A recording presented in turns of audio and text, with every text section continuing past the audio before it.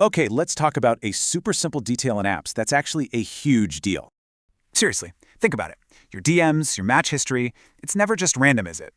Right, because we don't just want a jumble of data. We need it served up perfectly.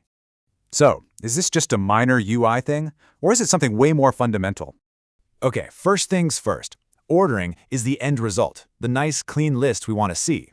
And sorting, that's the actual work the system does to get us that order.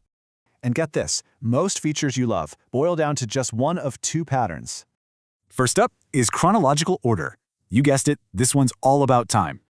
I mean, it just makes sense, right? Latest match, most recent message, always first. All right, pattern number 2 is ranking order. This one is all about performance. A leaderboard that isn't ranked by score? Kind of pointless, don't you think? Okay, so why does this all matter? Can't the system just sort it out later? Because what's fast for a few items gets incredibly slow and expensive at a massive scale. See, it's a domino effect. The order you need determines everything else in the system design. So, as a designer, this one question should always be your starting point. And if you're in an interview, this shows you're thinking about the user, not just code. So next time you open an app, ask yourself, what kind of ordering am I seeing here?